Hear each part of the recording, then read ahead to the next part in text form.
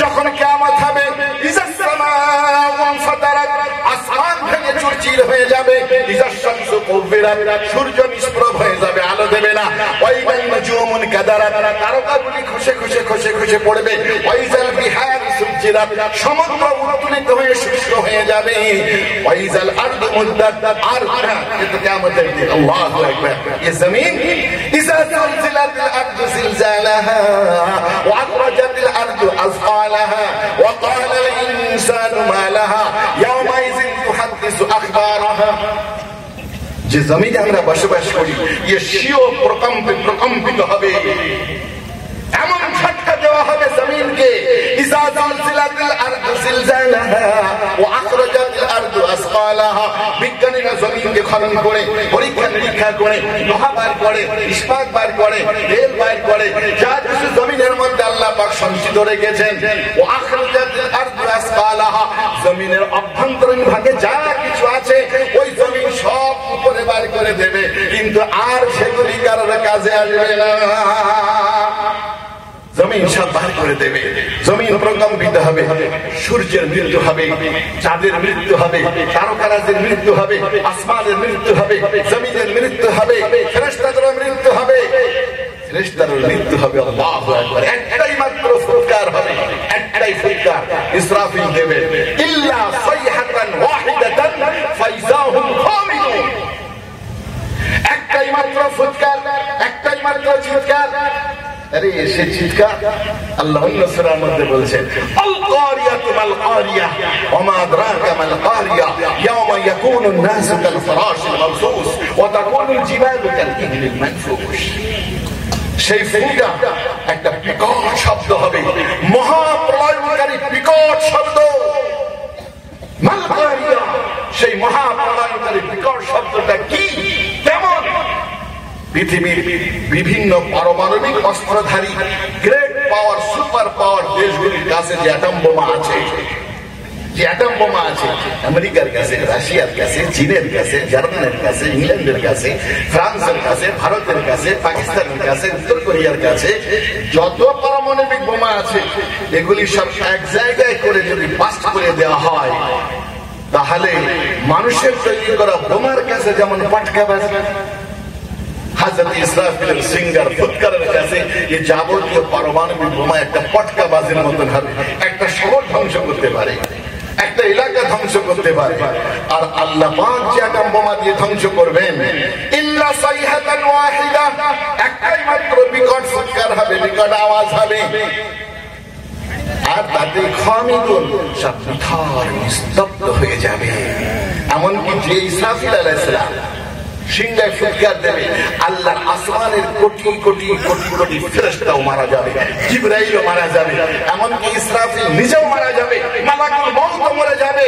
কুল্লু মান আলাইহা ফান ওয়া ইয়াবকা ওয়াজহু রাব্বিকা যুল জালালি ওয়াল ইকরাম। আল্লাহ যা সৃষ্টি করেছেন, আসমান জমিন যা সৃষ্টি করেছেন, আসমান জমিনের মাঝে যা সৃষ্টি করেছেন, মানুষ, জিন, ফেরেশতা, আসমান, চন্দ্র, সূর্য, তারকা, গাছ-গাছালি, পাহাড়, পর্বত, নদ, নদী, নালা যা সৃষ্টি করেছেন, কুল্লু মান আলাইহা ফান, সবই নিঃশেষ হয়ে যাবে, সবই ধ্বংস হয়ে যাবে। অবশিষ্ট থাকবে কি?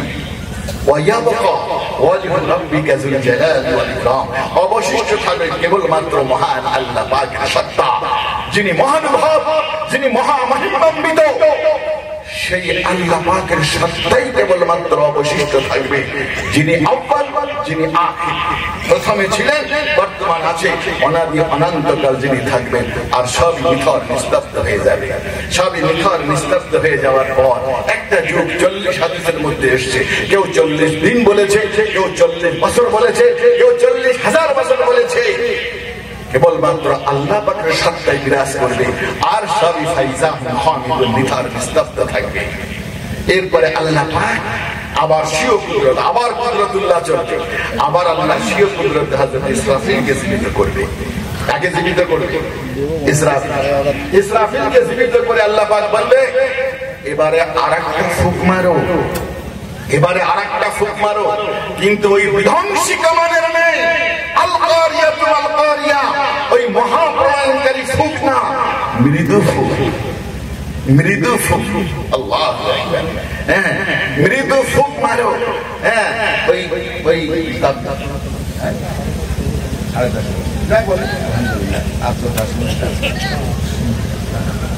এখন সাবজেক্ট তো কেমন কেমন এখন বললাম আল্লামে হাসরে গেলাম, মানুষ কষ্ট পাবে বেশি সবাই। হ্যাঁ ঠিক আছে, আলহামদুলিল্লাহ। না, বুড়ো মানুষ অনেকে আছে, কমজোর মানুষ আছে, সবার দিকে খেয়াল করতে হবে। তো যাই হোক ভাইয়েরা আমার, আল্লাহ পাক হযরত ইসরাফিলকে স্বীয় কুদরতে জীবিত করে বলবে এবারে ফুক মারো। কেমন ফুক? আমরা একটা ফুক মারি জোরে। মোমবাতি যদি জ্বলে, মোমবাতি নিভানোর জন্য দরকার হয়, তাহলে মোমবাতি নিভানোর জন্য একটা ফুক মারি, মোমবাতি নিভে যায়।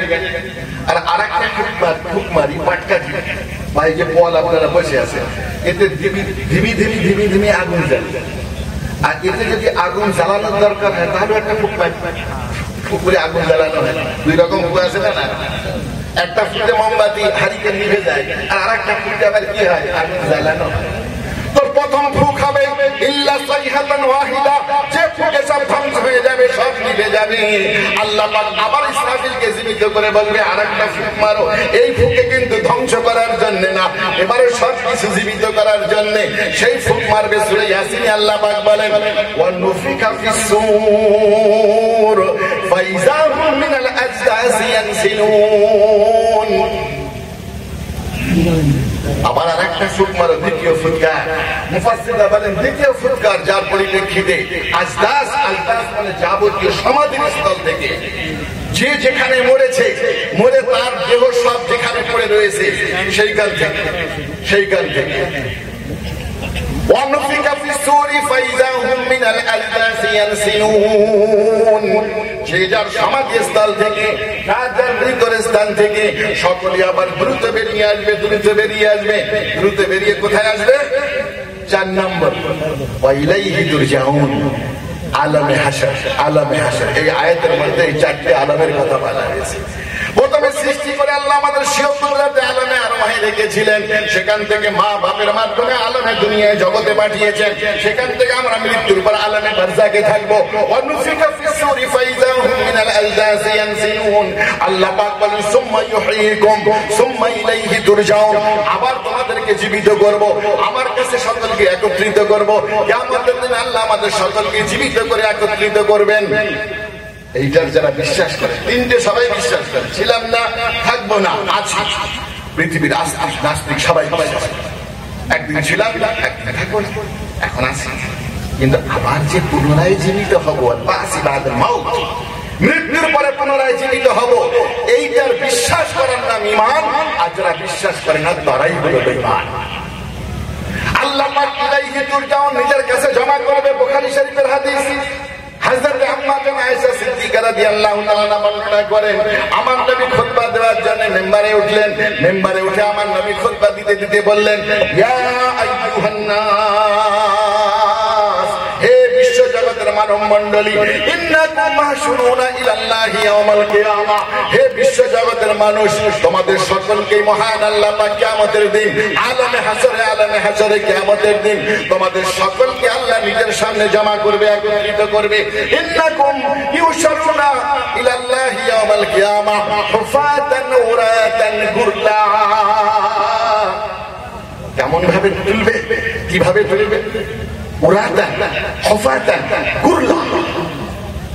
বুখারীর 3টে শব্দ এসেছে। তোমার পায়ে কোনো জুতা থাকবে না।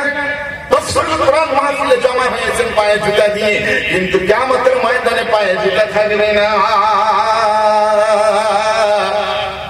আর গায়ে কোনো পোশাক থাকবে না, গায়ে কোনো জামা কাপড় থাকবে না।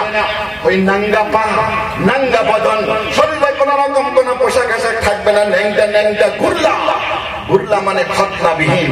হে জগতের মুসলমানেরা, ইহুদি খ্রিস্টানরা, তোমাদের মা বাপ তোমাদের খতনা করিয়েছে দুনিয়াতে, কিন্তু কিয়ামতের দিন যেদিন আল্লাহ তুলবেন, হুফাতান ওরাতান গুরলা, পায়ে কোনো জুতা থাকবে না, শরীরে কোনো কাপড় চোপড় থাকবে না, খতনাবিহীন সকলকে তোলা হবে ন্যাংটা উলঙ্গ, ন্যাংটা উলঙ্গ তোলা হবে।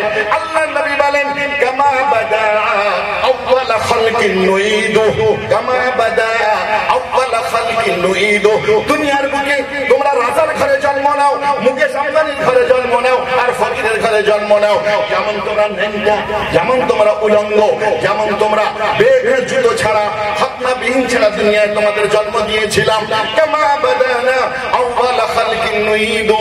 আবার দুনিয়ার আবার আলামে হাসরে ওই রকম ন্যাংটা উলঙ্গ, ওই রকম যেমন প্রথম সৃষ্টি করেছিলাম সেইরকম তোমাদেরকে আবার জীবন্ত করা হবে, তোলা হবে। আল্লাহ পাক বলেন কামা বাদানা আউয়ালা খালকিন নুইদু, যেমন প্রথম সৃষ্টি করেছিলাম সেইভাবে আবার পুনরায় সৃষ্টি করব। ইন্না ওয়াদা, এটা ইন্না ওয়াদা, অবশ্যই আমি ওয়াদা করছি, অঙ্গীকার করছি, আমার ওয়াদা কখনো কি হয় না, ভঙ্গ হয় না। আল্লাহ পাক, এটা আমার অঙ্গীকার, এটা কখনোই ভঙ্গ হবে না। সকলেই ন্যাংটা উলঙ্গ ঠেলে উঠবে। আম্মা জান আয়েশা সিদ্দিকা রাদিয়াল্লাহু তাআলা বলছেন, ইয়া রাসূলুল্লাহ, ইয়া হাবিবাল্লাহ, ওনার গাইরিয়াতে বেঁধেছে, বিবেকে বেঁধেছে, সকলেই ন্যাংটা উঠবে। ইয়া রাসূলুল্লাহ, আপনার সঙ্গে দীর্ঘ 10 বছর আমার দাম্পত্য জীবন, আপনার নাঙ্গা শরীর আমি কখনো দেখি নাই, আপনার নাঙ্গা বদন কখনো দেখি নাই। অতএব ইয়া রাসূলুল্লাহ, ইয়া হাবিবাল্লাহ, কিয়ামতের দিন আপনিও নাঙ্গা উঠবেন। ইন্নাকুম মাহশুরুনা ইলাল্লাহি ইয়াওমাল কিয়ামাহ হুফাতান উরাতান গুরলা, ইন্না ওয়াদান আলাইনা, এটা আল্লাহ পাকের ওয়াদা, অঙ্গীকার। তাহলে আপনিও কি নাঙ্গা উঠবেন? হাসরের ময়দানে সব মানুষ আপনাকে নাঙ্গা দেখবে, আপনিও কি নাঙ্গা উঠবেন? বুখারী শরীফের হাদিস, আম্মা জান আয়েশা সিদ্দিকা রাদিয়াল্লাহু তাআলা গায়রিয়াতে বেঁধেছে, তাই আমার নবীকে জিজ্ঞাসা করছেন, ইয়া রাসূলুল্লাহ, আপনিও কি ন্যাংটা উঠবেন? আমার নবী বলেন বুইস্তু ফি সিয়াবিল্লাতি দুফিনা ফিহা, আমাকে সেই কাপড়ে তোলা হবে, যে কাপড় দিয়ে আমার কাপড় পরিয়ে দাফন করা হয়েছিল, যে কাপড় পরিয়ে আমাকে দাফন করা হয়েছিল, সেই কাপড়ে আমাকে তোলা হবে। আমার রওজা পাকে আমার কাপড়ের একটা, কাফনের কাপড়ের একটা সুতাও রওজা পাকের মাটি খেতে পারবে না, আমাকে ন্যাংটা তোলা হবে না। ও বুইস্তু ফি সিয়াবিল্লাতি দুফিনা ফিহা, আমার শরীরের একটা অংশ যেমন রওজা পাকের মাটি খেতে পারবে না, আমার কাফনের একটা সুতাও খেতে পারবে না, আমাকে আমার কাফন সহ তোলা হবে। একবার কি চিৎকার করে বলবেন না সুবহানাল্লাহ? আমার নবীকে প্রথম কাপড় সহ তোলা হবে, তার রওজা পাকে তার কাফনের কাপড় মাটিতে খেতে পারবে না, শরীর খেতে পারবে না। আল্লাহু আকবার, আল্লাহু আকবার, ওয়াল্লাহ মাওলা। আমার নবী উঠবেন কাফনের কাপড় সহ।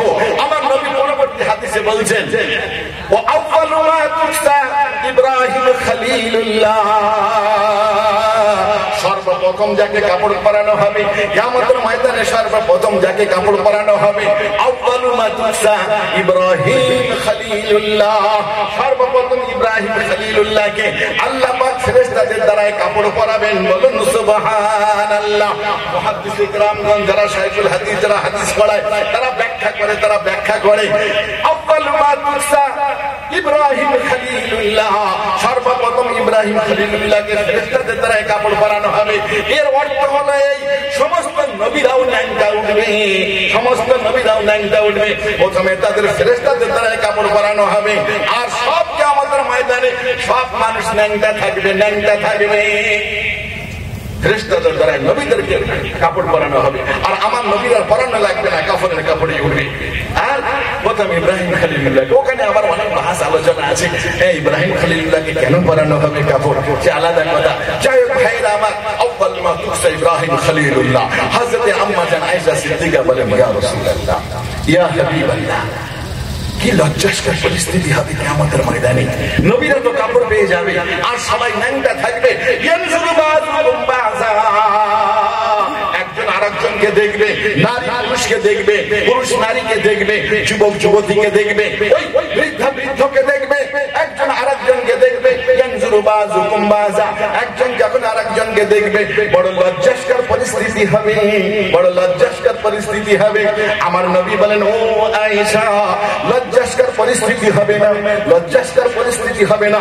এমন ভয়াবহ, এমন বিভীষিকাময়, এমন ভয়াবহ বিভীষিকাময় অবস্থা হবে, সূর্য মাথার উপরে থাকবে, মাথার কেন টক টক টক টক টক টক করে ফুটবে, চোখ দিয়ে নাক দিয়ে কান দিয়ে বাহির হবে, কিন্তু জান জীবন বাহির হবে না। চারটে স্তর শেষ হয়ে গেছে। না থেকে আল্লাহ হাত ধরেছে, হাত থেকে মৃত্যু দিয়েছে, মৃত্যু থেকে জীবন দিয়েছে। এবারে হায়াত আর জীবনকে ওই সবাই করে দেবে মহান আল্লাহ পাক একটা বকরির আকারে নিয়ে এসে। আর কারোর কোনো মৃত্যু হবে না। জান্নাতীরা জান্নাতে থাকবে, জাহান্নামীরা জাহান্নামে থাকবে, মৃত্যু হবে না। হাসরের ময়দানে সূর্য মাথার উপরে থাকবে, মাথার ঘেমে টক টক টক টক টক টক করে ফুটবে, চোখ দিয়ে নাক দিয়ে কান দিয়ে বাহির হবে, কিন্তু জান জীবন বাহির হবে না। কুল্লামান নাদিদাত জুলুদুহুম বাদদালনাহুম জুলুদান গায়রাহা। একটা চামড়া পুড়ে যাবে, সাথে সাথে আরেকটা চামড়া সৃষ্টি হবে, সাথে সাথে আরেকটা চামড়া গজাবে, কিন্তু জান জীবন বাহির হবে না। আপনাদের এখানে পেয়ারা গাছ আছে? পেয়ারা গাছ আছে? পেয়ারা, ওর ছালগুলো শুকিয়ে পড়ে যায় না, আবার তলার থেকে আরেকটা ছাল হয়, কিন্তু অন্য গাছের ছাল যেটা শুকিয়ে পড়ে যাবে, মরে যাবে। ওই পেয়ারা গাছের ছাল যেমন শুকিয়ে একটা পড়ে যাবে, কুল্লামা নাদিদাত জুলুদুহুম বাদদালনাহা জুলুদান গায়রাহা। একটা চামড়া শুকিয়ে পড়ে যাবে, আরেকটা চামড়া সঙ্গে সঙ্গে নতুন গজাবে, কিন্তু জান জীবন বাহির হবে না। পিপাসায় জিভ বেরিয়ে নাভি পর্যন্ত ঝুলবে, নাভি পর্যন্ত ঝুলবে। এমন ফুটান্ত গরম পানি পান করানো হবে, এমন ফুটান্ত গরম পানি পান করানো হবে, যে গরম পানি পান করার পর ওই পেটের নাড়ি ভুলি ছিঁড়ে প্রস্রাব দিয়ে বেরিয়ে যাবে, জান জীবন বাহির হবে না। ও আয়েশা, লজ্জাস্কর পরিস্থিতি না, এমন বিভীষিকাময়, এমন এমন ভয়ানক পরিস্থিতি হবে যে মানুষ নিজের খামে নিজেরাই ডুবে থাকবে, কান পর্যন্ত খাম, নাক পর্যন্ত খাম হবে। মানুষ হাসরের ময়দানে পরেশান পরেশান হবে, পরেশান হয়ে ওই কি করে পরিস্থিতি থেকে সামাল দেওয়া যায়, এর থেকে কি করে উত্তীর্ণ হওয়া যায়। সকল মানুষ আদম আলাইহিস সালামের কাছে যাবে, আদম আলাইহিস সালামের কাছে যেয়ে বলবে, ইয়া আদম আনতা আবুল বাশার, আপনি হলেন সমগ্র বিশ্ব জগতের মানবের পিতা, মানব জাতির পিতা। আজ আমরা হাসরের ময়দানে কি পরিস্থিতির মধ্যে আছি, আমরা কি পরিস্থিতির মধ্যে আছি, একটু আল্লাহর দরবারে আমাদের জন্য সুপারিশ করুন। সংক্ষেপে বলে দিচ্ছি, আল্লাহর দরবারে আমাদের জন্য সুপারিশ করুন। হযরত আদম হাত জোড় করে বলবে, হাত জোড় করে বলবে, লাস্তু হুনাকা, আমি তোমাদের সুপারিশ করতে পারবো না। আজ আল্লাহ পাক এত রাগান্বিত হয়েছেন, আজ আল্লাহ পাক এত গজবনাক হয়েছেন, এত রাগান্বিত হয়েছেন, এমন রাগান্বিত হতে ইতিপূর্বে আমি আল্লাহকে কখনো দেখি নাই। আল্লাহ পাক আজ তাকে কখন পাকড়াও করবে।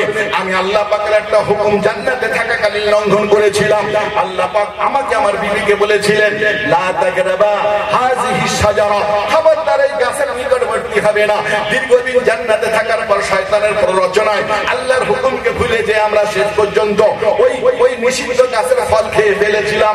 আজ আল্লাহ পাক যেভাবে রাগান্বিত হয়েছেন, যদি আমাকে জিজ্ঞাসা করে, আমার হুকুম কেন লঙ্ঘন করেছিলে এত নাজ নেয়ামত দেওয়া সত্ত্বেও, আমার জবাব কি হবে?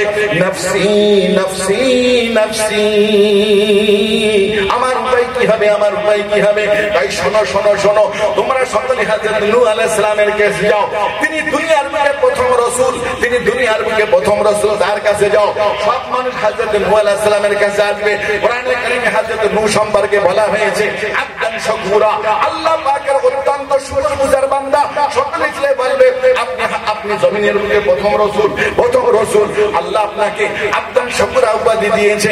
আজ আমরা কি পরিস্থিতির মধ্যে আছি? আল্লাহ দরবারে সুপারিশ করুন, তাড়াতাড়ি বিচার আচার শুরু হয়ে যাক, বিচার কাজ শুরু হয়ে যাক। হাসরের ময়দানে যে পরিস্থিতিতে আছি, একটু আল্লাহর কাছে সুপারিশ করে বলেন, বিচার শুরু করে দিক, বিচার শুরু করে দিক। হযরত নূহ আলাইহিস সালাম হাত জোড়ে করে বলবেন, লাস্তু হুনাকা, আমি তোমাদের সুপারিশ করার উপযুক্ত নই, উপযুক্ত নই। 950 বছর আল্লাহ পাক আমাকে তার বান্দাদের দাওয়াত দেওয়ার জন্য নির্দেশ দিয়েছিলেন। মুসলিমের কয়েকজন বান্দা কেবলমাত্র তারা ঈমান গ্রহণ করে, বাকিরা নাফরমানি করে, আমাকে অত্যাচার করে, আমাকে পাথর মারে, আমার গায়ে থুতু দেয়, থুতু দেয়।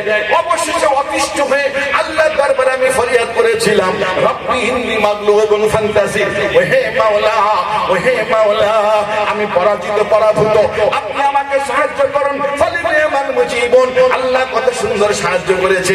বড় লম্বা কাহিনী হযরত নূহ আলাইহিস সালামের বলবো না। ওই আল্লাহ সাহায্য করলেন, আমি আল্লাহ পাকের কাছে দোয়া করলাম, লা তাযার আলাল আরদি মিনাল কাফিরিন দাইয়ারা।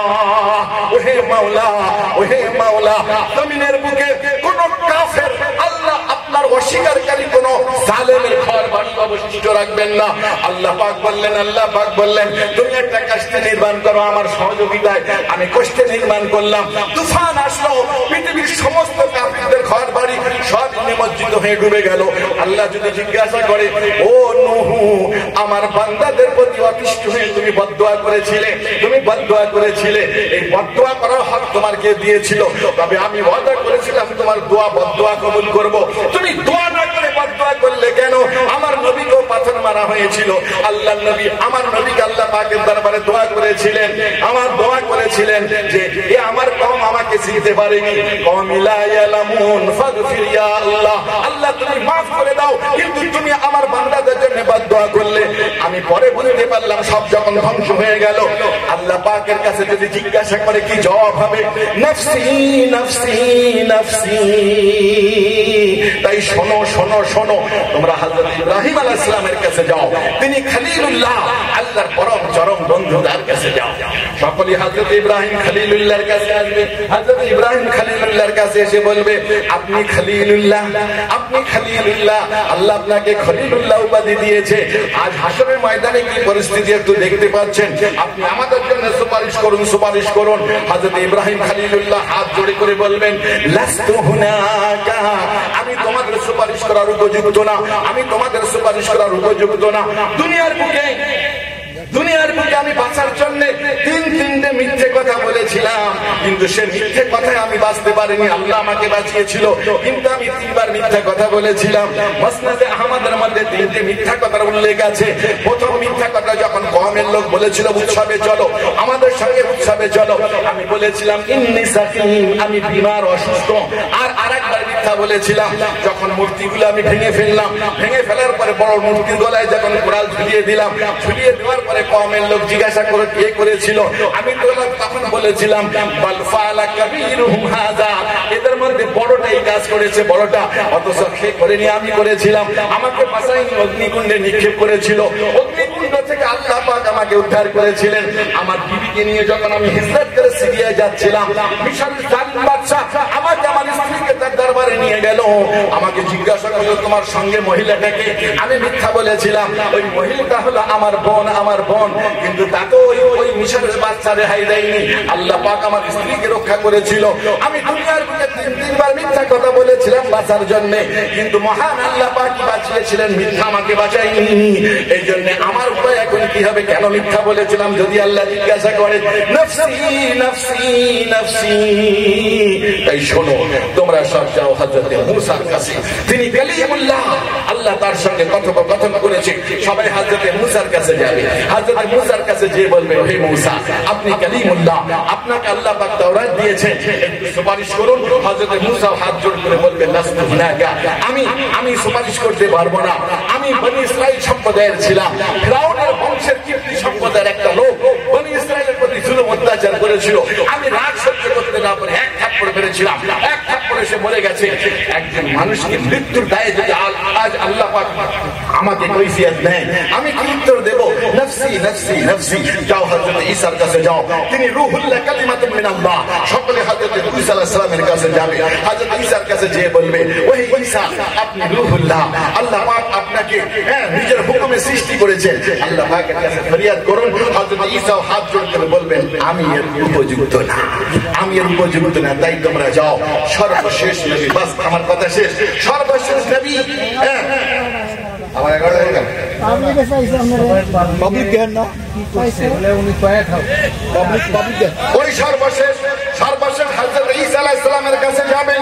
হযরত ঈসা আলাইহিস সালামের কাছে যাওয়ার পর, হযরত ঈসা আলাইহিস সালামের কাছে যাওয়ার পর হযরত ঈসা আলাইহিস সালাম তিনিও হাত জোড় করে বলবেন, আজ যদি মহান আল্লাহ আমার কাছে কৈফিয়ত চায়, আমার উত্তর কি হবে, আমার উত্তর কি হবে?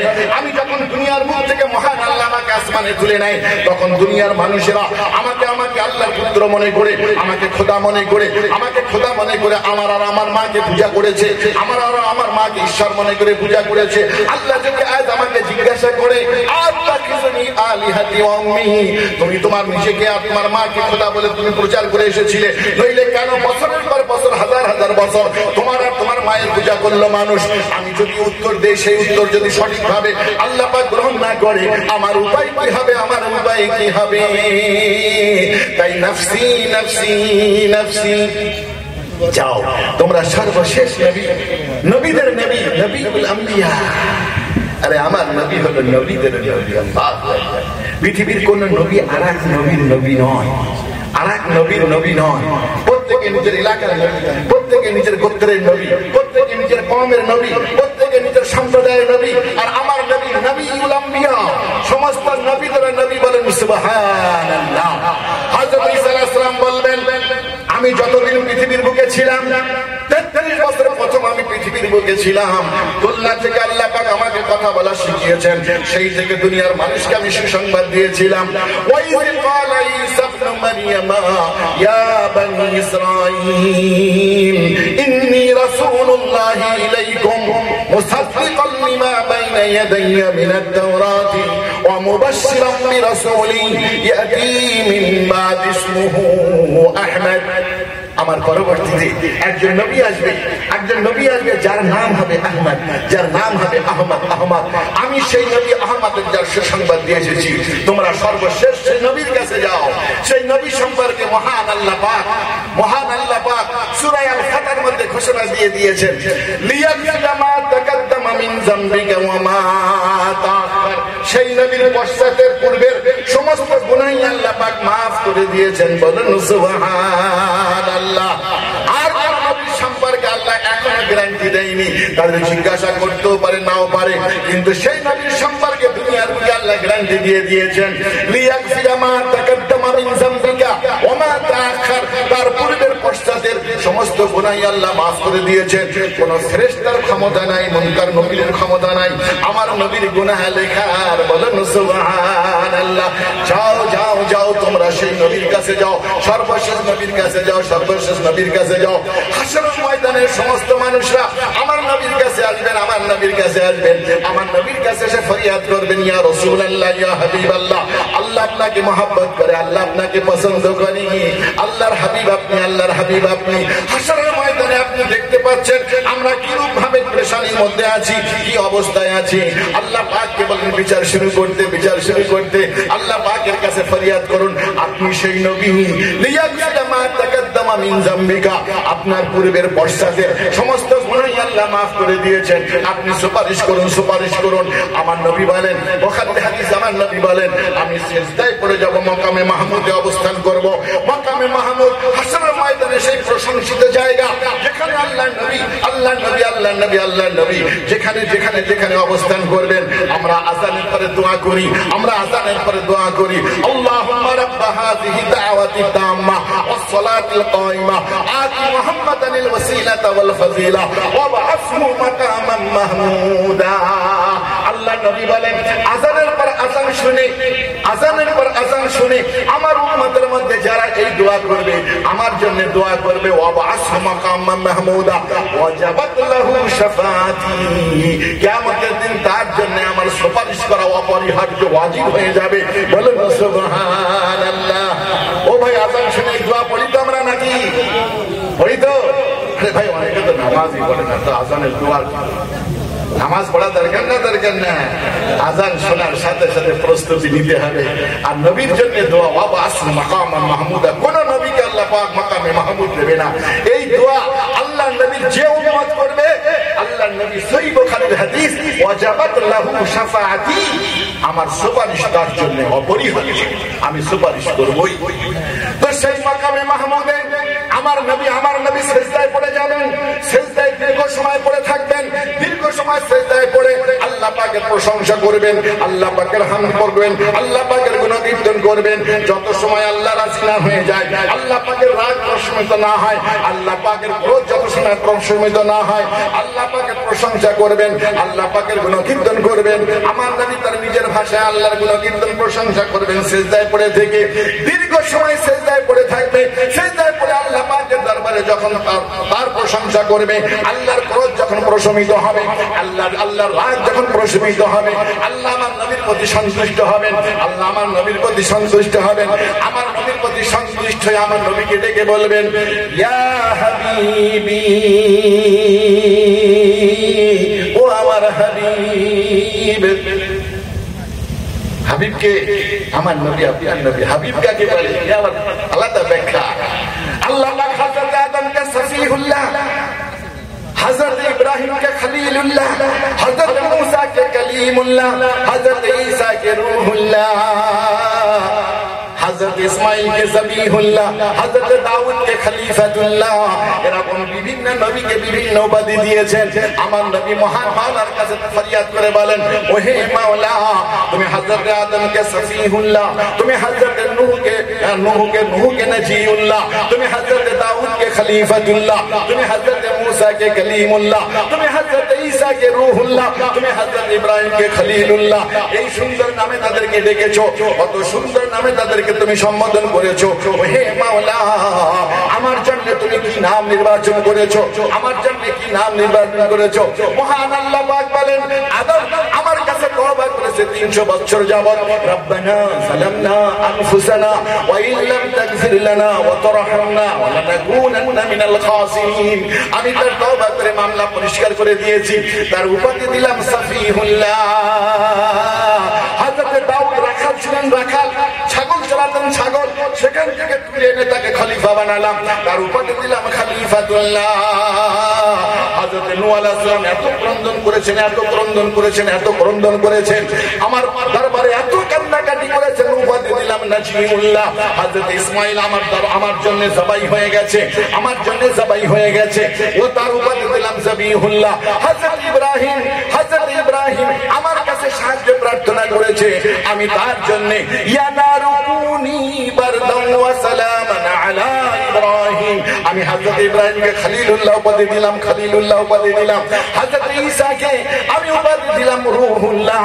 হযরত মুসা আমার সঙ্গে কথা বলেছেন, উপাধি দিলাম কলিমুল্লাহ। সব নবীরা আমায় মহব্বত করে, সকল রাসূলরা আমায় মহব্বত করে, সকল নবী রাসূলরা আমায় মহব্বত করি, আর আমি রব্বে জিল জালাল স্বয়ং তোমাকে ভালোবাসি, তোমাকে ভালোবাসি, তাই তোমার উপাধি দিলাম হাবিবুল্লাহ। বলুন সুবহানাল্লাহ। সমস্ত নবীরা আল্লাহকে ভালোবাসে, আর আল্লাহ স্বয়ং আমার নবীকে ভালোবাসে। শুধু ভালোবাসে না, শুধু ভালোবাসে না, বরং আল্লাহ পাক বলেন, ইন কুনতুম তুহিব্বুনাল্লাহ ফাত্তাবিউনি ইউহিব্বুকুমুল্লাহ। তোমরা যদি আমার মহব্বত পেতে চাও, আমার ভালোবাসা পেতে চাও, আমার প্রিয় পাত্র হতে চাও, আমার হাবিবকে মহব্বত করো, আমার হাবিবকে ভালোবাসো, আমার হাবিবের পথ অনুসরণ করো, আমার হাবিবের সুন্নাত অনুসরণ করো, তাহলে তোমরা আমার প্রিয় পাত্র হবে। শুধু প্রিয় পাত্র হবে না, যদি হাবিবকে মহব্বত করো, ভালোবাসো, ইয়াগফির লাকুম যুনুবাকুম, তোমাদের জিন্দেগীর সমস্ত গুনাহকে আমি মাফ করে দেব। বলুন সুবহানাল্লাহ। হযরত ইমরান বিন হুসাইন রাদিয়াল্লাহু তাআলা আল্লাহ নবীর কাছে এসে বলছেন, এক ব্যক্তি আল্লাহ নবীর কাছে এসেছেন, আল্লাহ নবীর কাছে এসে বলছে, ইয়া রাসূলুল্লাহ, ইয়া হাবিবাল্লাহ, মাতা সাআ, মাতা সাআ, কিয়ামত কবে হবে, কিয়ামত কবে হবে? আল্লাহ নবী বলছে, তোর কিয়ামতের কি দরকার আছে? বলছে, ইয়া রাসূলুল্লাহ, কিয়ামত যদি না হয় তাহলে জান্নাতে যাব কি করে? কিয়ামতের পরেই তো বিচার আছে, পরে জান্নাত জাহান্নাম। অতএব মাতা সাআ, কিয়ামত কবে হবে? আমার নবী বলছেন, তোর কিয়ামতের কি দরকার? ওই হক শব্দ হলো ওই হক, বোকা কোথাকার, পাগল কোথাকার, তোর কিয়ামতের কি দরকার? বলছে, ইয়া রাসূলুল্লাহ, কিয়ামত না হলে জান্নাতে যাব কি করে? আমার নবী বলছেন, মা আতালিল কিয়ামা, মা আতালিস সাআ, কিয়ামতের জন্য কি প্রস্তুতি নিয়েছো, কি প্রস্তুতি নিয়েছে কিয়ামতের জন্য? কিয়ামত কবে হবে বলছে, কিয়ামতের প্রস্তুতি কি আছে? তো ওই সাহাবা তখন মাথা নিচু করে আছে, চুপ করে আছে। আল্লাহ নবী জিজ্ঞাসা করছে, কিয়ামত কবে হবে? বোকা পাগল কোথাকার, কিয়ামতের কি প্রস্তুতি আছে? তো মাথা তুলে তখন ওই ছেলেটা বলছে, ওই সাহাবা তখন বলছে, ওই সাহাবা বলছে, ইয়া রাসূলুল্লাহ, ইয়া রাসূলুল্লাহ, মা আ'তা কাসীরাম মিনাস সালাতি ওয়া মা আ'তু কাসীরাম মিনাস সিয়ামি ওয়া মা আ'তু কাসীরাম মিনাস সাদাকাহ। আমি বেশি নামাজ আমার পুঁজিতে নাই, ভাড়ে নাই, বেশি নামাজও পড়ি নাই, বেশি রোজাও রাখি নাই, বেশি দান সদকা করি নাই, বেশি দান সদকা করি নাই। ওয়ালাকিন আহবাবতুল্লাহ ওয়া রাসূলুহু, কিন্তু আমি আল্লাহর রাসূলকে বড় মহব্বত করি, আমি আল্লাহর রাসূলকে বড় ভালোবাসি, আল্লাহর রাসূলকে বড় ভালোবাসি। আল্লাহর নবী বললেন, ইন্নাকা মা মান আহবাবতা ইয়াউমাল কিয়ামা, কিয়ামতের দিন তুমি তার সঙ্গে থাকবে, তার সঙ্গে থাকবে। দুনিয়াতে তুমি যাকে মহব্বত করো, ভালোবাসো, বলেন সুবহানাল্লাহ। শাহরুখ খানের সঙ্গে মহব্বত স্টাইল দাও, কিয়ামতে শাহরুখ খানের সঙ্গে থাকবে। আমির খানের স্টাইল দাও, তার সঙ্গে থাকবে। রোনাল্ডো, হ্যাঁ, তার মতন আমি দেখেছি আপনাদের এখানে। আমি মনে করলাম বোধহয় আমাদের কলকাতার ছেলেরা মনে এরকম করে, সব দুতলা চুল ছাড়ে না। আরে মুসলমানের ছেলে রসুলকে মহব্বত করে, রসুলকে ভালোবাসে, দুতলা চার। হ্যাঁ, রোনাল্ডো বলে, একজনকে জিজ্ঞাসা করেছে কিসের ছাড়ে, তো বলে রোনাল্ডো ছাড়, মেসি ছাড়। হ্যাঁ, রোনাল্ডো ছাড়, মেসি ছাড়। চুল কামাই ফেলে আর এদিকে উপরে রাখে নাকি? আরে হুজুর আছে, বুখারীর হাদিস, নাহা রাসূলুল্লাহ সাল্লাল্লাহু আলাইহি ওয়াসাল্লাম আনিল কযা, বড় কযা আইন। আল্লাহর নবী নিষেধ করেছেন, কযা হতে নিষেধ করেছেন। সাহাবায়ে কেরামরা জিজ্ঞাসা করছে, ইয়া রাসূলুল্লাহ মাল কযা, কযা আবার কি? আল্লাহর নবী বলেন, কিছু চুল ছেড়ে ফেলা আর মাথার উপরে কিছু লম্বা চুল রাখা, এটাই হলো কযা, এটাই হলো কযা। এটা মুসলমানের ইমানদারের ছাট না, এটা হলো শয়তানের ছাট। রোনাল্ডো মেসির ছাট, শয়তানের ছাট। বিয়ের আগে যারা সন্তানের জনক, রোনাল্ডো বিয়ের আগে কি সন্তানের জনক? আল্লাহ কত বড় দেখো, তারিফ ছাড় তোমরা গ্রহণ করো। কযা, ইয়া আল্লাহর নবী হাদিস বুখারী। আমি যদি কোন রকম হাদিস ছাড়া কথা বলি মারবেন আপনাকে, যে আপনি কি বলে যাচ্ছেন যে শয়তানের ছাড়? আরে আল্লাহু আকবার। ইহুদি খ্রিস্টানরা শয়তানের যে সমস্ত কার্যক্রম আমার নবী নিষেধ করে গেছেন, সেই কাজগুলি ইহুদি খ্রিস্টানরা মুসলমানদের উপরে চাপিয়ে দিয়েছে, মুসলমানদের উপরে চাপিয়ে দিয়েছে। মুসলমানের পোলাপান ছেলেপেলেরা বলে দুতলা ছাড়, রোনাল্ডো ছাড়, মেসি ছাড়। হায় হায়, আমার নবী বলেন, ইন্নাকা মা মান আহবাবতা, দুনিয়ায় যার ছাড় নেবে, যার পোশাক করবে, যার অনুকরণ করবে, যার অনুসরণ করবে, যার মহব্বত করবে, কিয়ামতের দিন তুমি তার সঙ্গে থাকবে। ও আমার সাহাবা, যদি তুমি আমাকে মহব্বত করো, আল্লাহ পাক বলেছেন, ইন কুনতুম তুহিব্বুনাল্লাহ ফাত্তাবিউনি ইউহিব্বুকুমুল্লাহ, আমার সঙ্গে জান্নাতে থাকবে। আছে আল্লাহর নবীর মহব্বত। ছেলেদেরকে দোতলা শার্ট বন্ধ করবেন, টাকনার নিচে প্যান্ট পায়জামা বন্ধ করবেন, টাকনার নিচে। হায় হায়, আজকাল মেয়েদের শার্ট হলো টাকনার উপরে। কত বড় শয়তানি কার্যক্রম। অথচ টাকনাকে বন্ধ করবেন না, বন্ধ করবে, দেখা যাবো।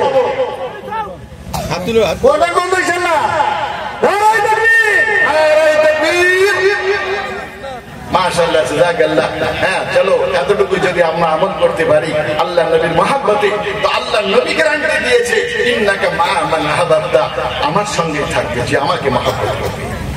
তো সেই নবী যাকে আল্লাহ ভালোবাসে, সব নবীরা আল্লাহকে ভালোবাসে, আর আমার নবীকে কে ভালোবাসে? আল্লাহ ভালোবাসে, আল্লাহ ভালোবাসে। আমার নবীর মুখের কথা কার কথা? আমার নবীর মুখের কথা কার কথা? আল্লাহ পাক ঘোষণা দিয়ে দিয়েছেন, ওয়ান নাজমি ইযা হাওয়া মা দাল্লা সাহিবুকুম ওয়া মা গাওয়া ওয়া মা ইয়ানতিকু আনিল হাওয়া ইন হুয়া ইল্লা ওয়াহয়ুন ইউহা। আমার ওই নবীর মুখ দিয়ে যে কথা বাইর হয় ওটা আমার কথা, আমার কথা। বলুন সুবহানাল্লাহ। যে নবীর মুখের কথা আল্লাহ বলেন আমার কথা। আল্লাহ পাক বলেন, মা তাকুমুর রাসূল ফাখুযুহু ওয়া মা নাহাকুম আনহু ফান্তাহু। ওই নবী যা কিছু তোমাদের বলে ওইটাই তোমরা গ্রহণ করো। মা তাকুমুর রাসূল ফাখুযুহু ওয়া নাহাকুম আনহু ফান্তাহু। আর যা থেকে নিষেধ করে তা থেকে বিরত থাকবো। মাতাকুম রাসূল ফাখুযুহু ওয়া মা নাহাকুম আনহু ফান্তাহু। আল্লাহু আকবার। আর এই যে নবীর শানে আল্লাহ কত কসম খেয়েছে, কোন নবীর শানে কসম খাইনি, কোন নবীর নামে কসম খাইনি, কোন নবীর জানের কসম খাইনি। আর আল্লাহ পাক আমার নবীর নামের কসম, জানের কসম, শানের কসম খেয়েছে কোরআনে। কসমের আয়াতগুলো যদি এখন পড়ি তা 3 ঘন্টা লাগবে। আল্লাহু আকবার। মক্কা লোকেরা বলছে রাসূলুল্লাহ সালাতু রাসূলুল্লাহ, তুই রাসূল না, তুই একটা জাদুকর, তুই একটা জ্যোতিষী, তুই একটা কবি। আমার নবী বলছে যে মক্কার মানুষরা আমাকে সাদিক আমিন বলতো, যখন তোমার আয়াত আমি তাদেরকে তেলাওয়াত করে শোনাই, তারা বলে তুই কে? আমি যখন বললাম রাসূলুল্লাহ, আমাকে বলছে লাস্তা মুরসালা। আল্লাহ নবীকে সান্ত্বনা দিয়ে বলছেন, আল্লাহ নবীকে সান্ত্বনা দিয়ে বলছেন ইয়াসিন ওয়াল কুরআনিল হাকীম ইন্নাকা লামিনাল মুরসালিন। আল্লাহু আকবার। ইয়াসিন হরফে মুকদ্দার অর্থ আল্লাহ ছাড়া কেউ জানে না। হযরত আব্দুল্লাহ ইবনে আব্বাস বলেন ইয়াসিন মানে হলো ইয়া সাইয়্যিদান নাস, হে মানব জাতির সরদার। আমার নবীর উপাধি ইয়া সাইয়্যিদান নাস, হে মানব জাতির উপাধি। ওয়াল কুরআনিল হাকীম, আমার কালাম, আমার কোরআন প্রজ্ঞাময় বিজ্ঞানময় কোরআনের কসম খেয়ে বলছি ওরা লাস্তা মুরসালা বলুক, আর আমি কসম খেয়ে বলছি এই সূরা ইয়াসিন প্রত্যেকদিন সন্ধ্যাবেলা সকালবেলা যার ঘরে তেলাওয়াত হবে, তার ঘরে কখনো জিনের উপদ্রব হবে না, ভূতের উপদ্রব হবে না, তার বাড়ি কোনো রকম বালা মুসিবত আসবে না, কোন রকম আসমানি আযাব গজব আসবে না। সেই সূরা ইয়াসিনের মধ্যে শুরুতে আল্লাহ কসম খায়, আমার নবীর নামের কসম খেয়ে বলে ওয়াল কুরআনিল হাকীম ইন্নাকা লামিনাল মুরসালিন। কোরআনে হাকিমের কসম, অবশ্যই অবশ্যই তুমি রাসূলদের অন্তর্ভুক্ত। মক্কার লোক বলে যে অদৃষ্ট হয়ে গেছে, মতিভ্রম ঘটেছে, বাস ঘটকে গেছে। বলছে আরে যারা সাদিক আমিন বলতো, আল্লাহ তোমার দিকে মানুষকে দাওয়াত দেওয়ার কারণে বলছে আমি নাকি পথভ্রষ্ট হয়ে গেছি, আমি নাকি মতিভ্রম হয়ে গেছে। আল্লাহ কসম খেয়ে বলছেন ওয়ান নাজমি ইযা হাওয়া মা দাল্লা সাহিবুকুম ওয়া মা গাওয়া। অস্তমিত তারকার কসম, অস্তমিত তারকার কসম, তুমি পথভ্রষ্ট হও নাই, তুমি গোমরাহ হও নাই, তোমার মতিভ্রম ঘটে নাই, তুমি তোমার মুখ দিয়ে যেটাই বলো ওটা আমার ওহী, আমার ওহী। বলেন সুবহানাল্লাহ। কসম খেয়েছে। আবু লাহাবের স্ত্রী নাম হলো উম্মে জামিল।